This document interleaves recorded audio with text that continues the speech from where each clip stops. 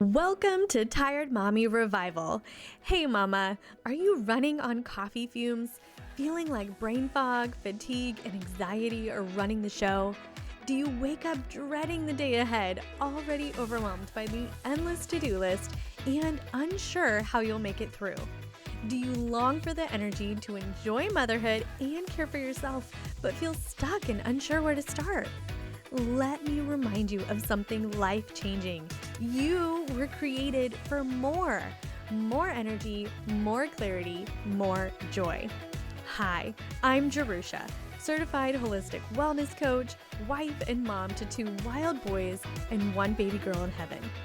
I know the exhaustion you're feeling because I've been there, barely making it through the day, relying on coffee and chocolate to survive, and wondering why nothing I tried ever made me feel better.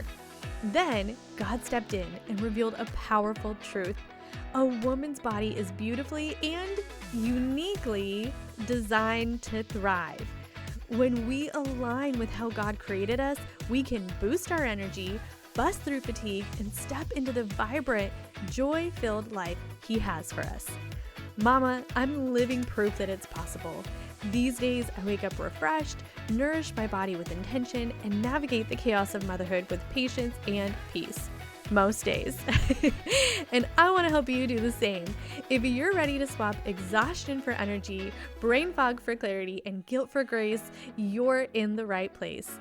Each week, we'll dive into practical strategies, faith-filled truths, and empowering tools to renew your health, body, soul, and spirit. Are you ready for this? Let's do it, mama. Hey friend, welcome back. Grab your coffee, even if it's yesterday's reheated, no shame here, and let's settle in because today we're continuing our conversation about building a legacy of wellness in our families. And we're tackling one of the most powerful and chaotic places to start, breakfast. If you've ever thought, I want my kids to eat better, but I don't have the energy for a full-blown food battle before 8 a.m., well, mama, you're in the right place. In part 2 of this series, we talked about mindset, how to build a healthy food culture at home, connecting eating well to what our kids actually care about, tuning into how food makes us feel, and how to keep things consistent without burning out. All of that is the mindset and the foundation. But here's the thing. Eventually, we have to build on that foundation by putting actual healthier food on the plate. And when we do, our kids will notice. And sometimes that's when we go from beloved mom to villain in their food story in about 3.2 seconds. That's why today we're moving from thinking about change to navigating change. How to handle the moment when the veggies actually hit the plate. We're going to talk about how to make small changes that stick, turn objections into opportunities, create little wins that keep the momentum going, and play the long game so healthy eating becomes the norm in your home. Oh, and what to do when your kids act like you've just served them radioactive broccoli. And mama, this is so much bigger than just swapping Eggos for something healthier. We're talking about reshaping what's normal in your home so your kids grow up nourished, confident, and equipped to care for the body God gave them. So stick with me because before the series wraps up, I'll share the exact recipes that made the difference for us. Those veggie-loaded waffles, muffins, and oatmeal my kids actually request, and my system for making healthy breakfast happen without adding to the morning chaos or chaining yourself to the kitchen. This is doable. This is realistic, and yes, it can even be fun. So let's do this together, mama, and let's dive in. When I'm talking to a girlfriend or a client about making healthier changes in their home, especially feeding their kids vegetables for breakfast, one of the big questions is it really possible for my family to make these changes? Like, it sounds nice, it sounds Pinterest worthy, but how do I do this without losing my mind? And mama, I hear you. Some days it feels like just switching from the blue cup to the red cup is enough to send a kid into a full-blown meltdown. So the thought of changing what's on their plate, that can feel like poking a sleeping bear. And if you have a toddler, you know you don't poke the bear. But here's the thing, kids are creatures of habit. Honestly, so are we. Our brains love consistency. It makes us feel safe, secure, and like we know what to expect. And that's a good thing until you try to swap the sugary cereal for something that actually fuels their body. Then suddenly that built in consistency mode becomes a little roadblock.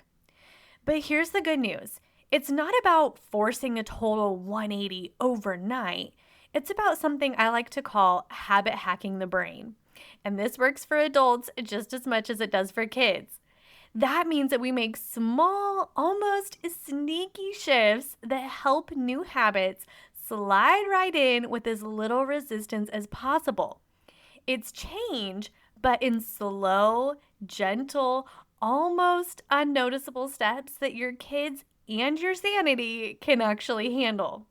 So, to get there, what we need to do is promote a growth mindset and help our kids get excited about change. One of the best ways to help kids warm up to change is to make those changes small and rewarding. Something that lights up the brain's little, ooh, this is good center. That's what helps build a growth mindset. And for kids, the key is to prepare them for change. If I just plop something new onto the table with no warning, my boys look at me like I've betrayed them. And can you blame them? That's like sitting down at a restaurant all excited for your favorite meal, and then the server drops a plate of plain boiled Brussels sprouts in front of you. And let's be real, we all know that Brussels sprouts are only good if they've been roasted, definitely not boiled. Can I get an amen? So instead, what I do is I build up the excitement in advance. I use my words, my tone, even my body language to say, hey, something fun is coming. Sometimes I'll call the boys together and announce, okay, I have something exciting to share. Tomorrow morning, I'm making something special for breakfast. So if you wake up before me, no cereal, save room because I'm making yummy waffles. Or maybe we're all sitting around the dinner table and I'll casually drop, oh, I almost forgot. I found a fun new recipe today and I'm making it tomorrow. It's going to be delicious. You want to help me? What I'm doing is setting the expectation for change, but making it feel like something they don't want to miss. Will they always be thrilled? No. Sometimes they still push it around their plate with the same enthusiasm they'd have for doing laundry. But if they eat it, even grudgingly, I call that a win, Mama. And here's the thing. As a mom, it's important to remember to keep your expectations low. You can show up with joy and excitement, but if they're not on board right away, it's not a personal rejection of you or your cooking. This is a process. You're in it for the long haul, not just this one breakfast. And over time, those little wins stack up into a totally different food culture in your home. You have to remember that the journey you're taking your family on takes time, and patience will win out every single time.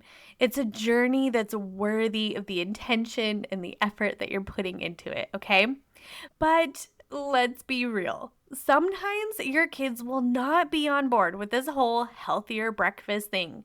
They will not be riding the crunchy train with you. In fact, they might be standing on the tracks, arms crossed, daring you to come closer. My oldest was like that when I first started making changes. He wasn't throwing tantrums every day, but his enthusiasm was, let's just say, lukewarm. Think side-eyeing me while reluctantly chewing a waffle like it was an act of charity. And honestly, that's normal, even expected. But it didn't stop me from being a one-woman healthy food pep squad. Picture me in the kitchen.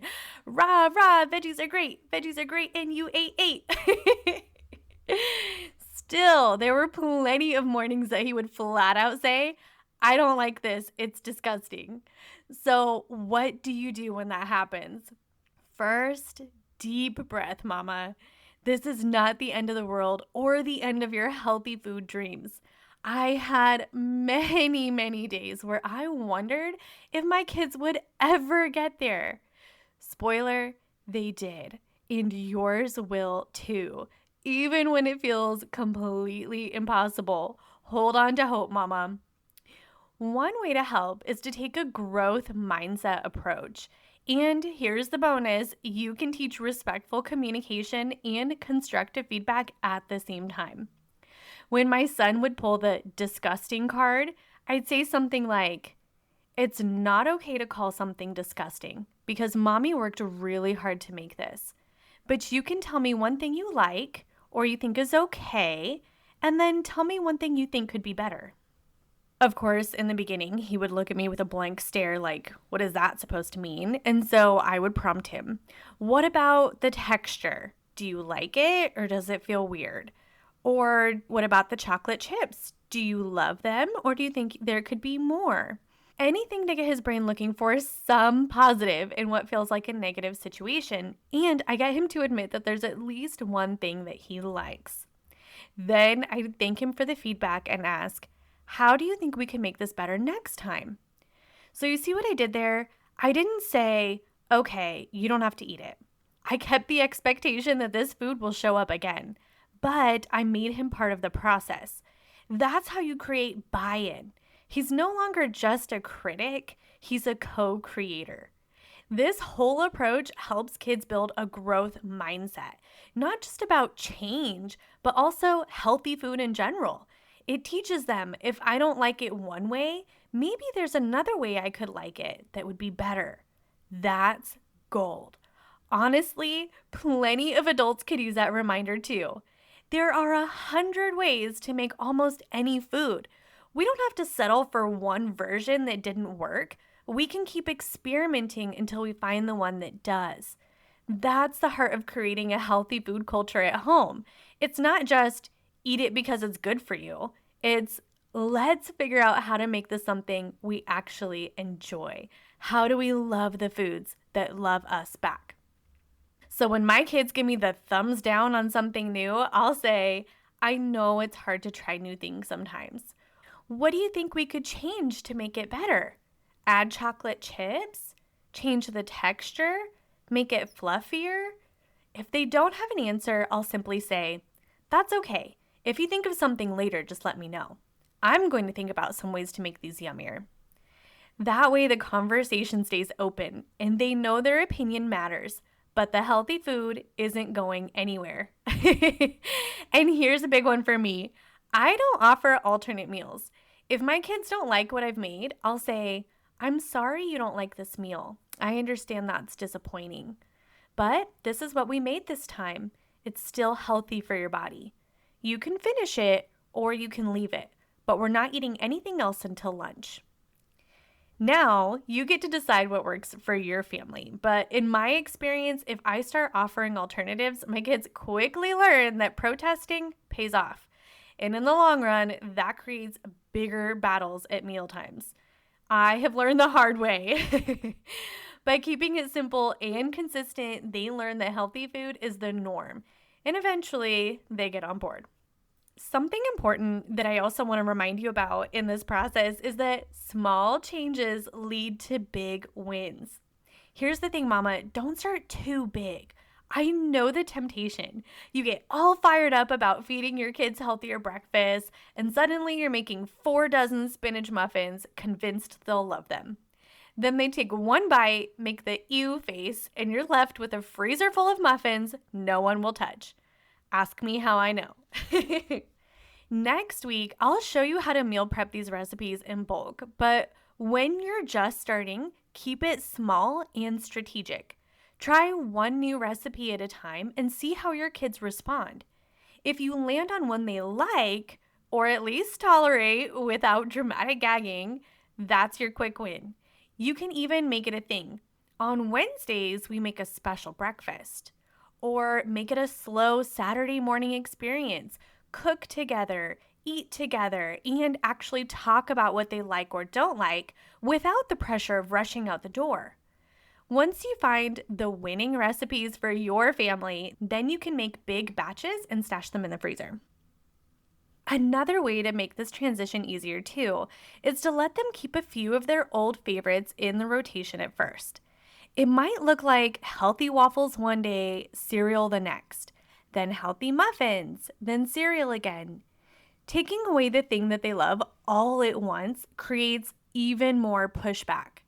But alternating gives them space to adapt, and over time, the balance tips towards the healthier option.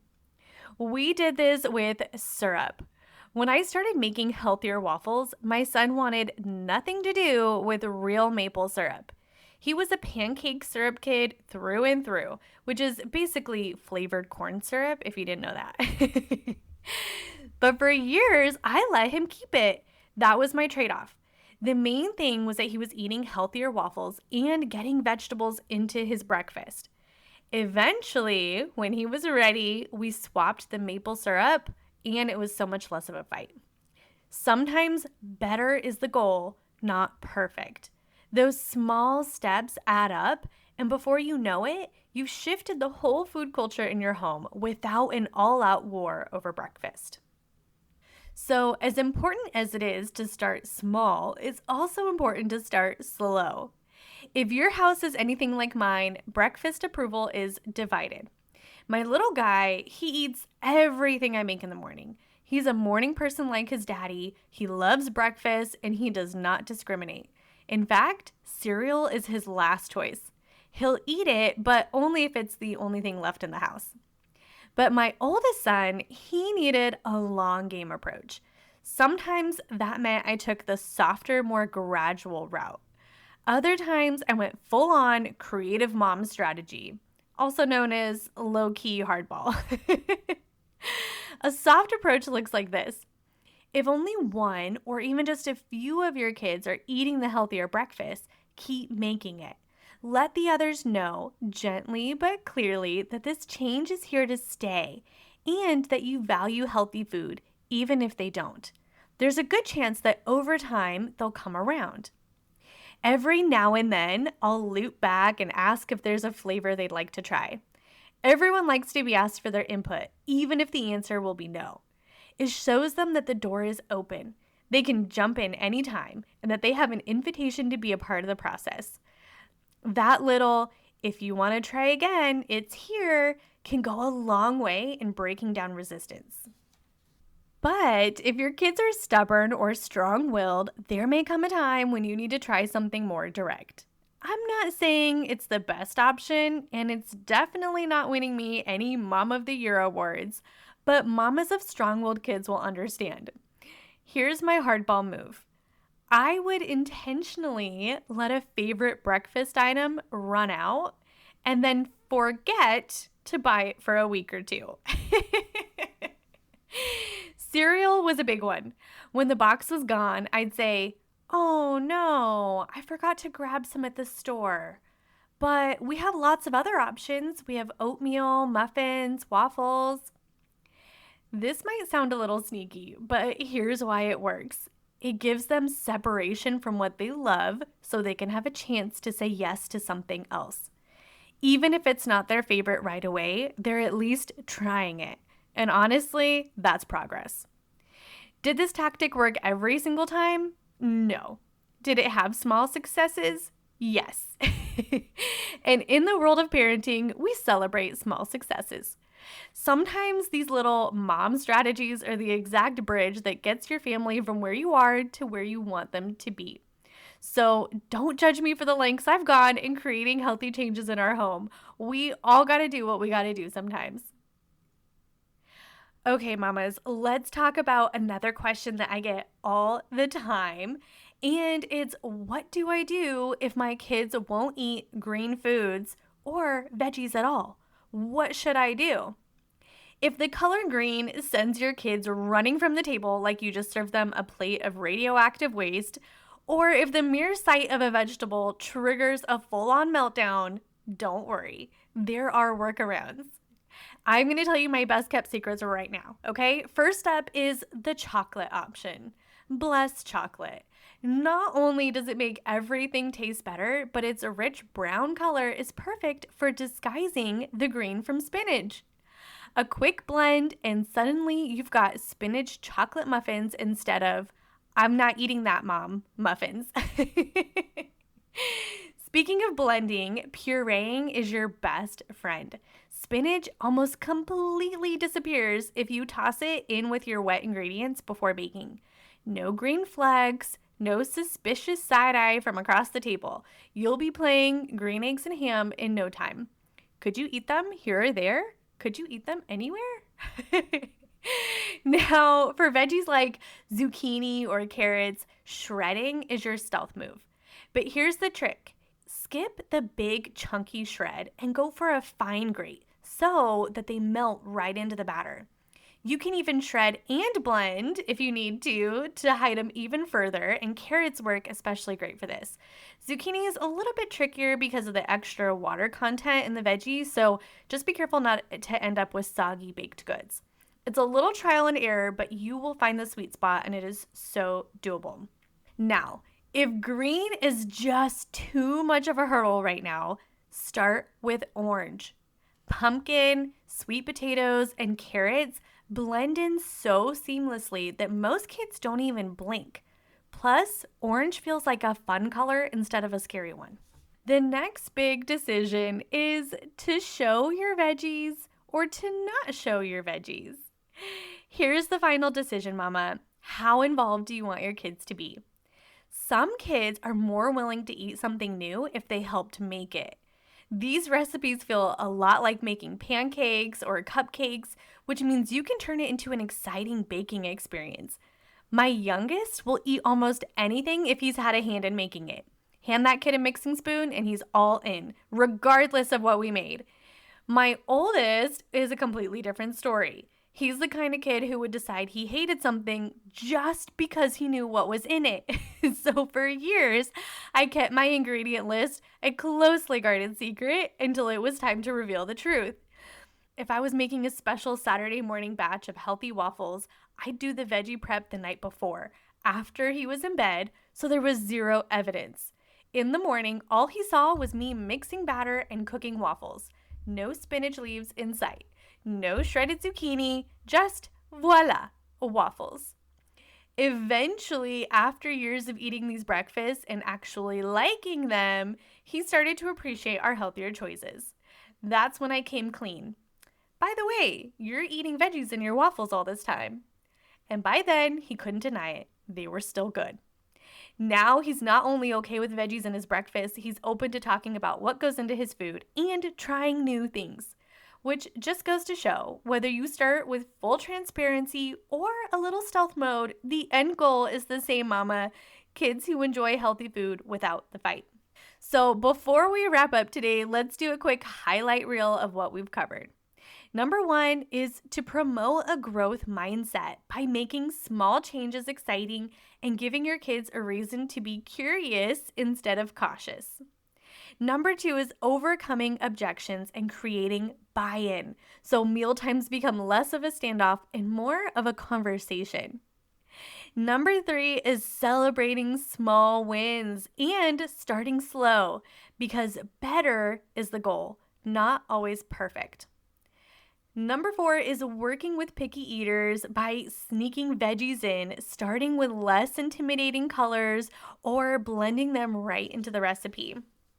And lastly, deciding on your veggie strategy, whether that's involving your kids in the process or going full stealth mode until they're ready.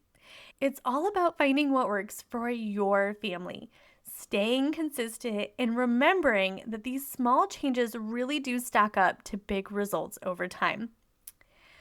All right, Mama, we've covered a lot today. We've talked about how to set the stage for change, how to build a growth mindset around food, ways to handle the I don't like it objections without losing your cool, and how to sneak or proudly show those veggies so your kids will actually eat them. And I just want to remind you, this is a journey.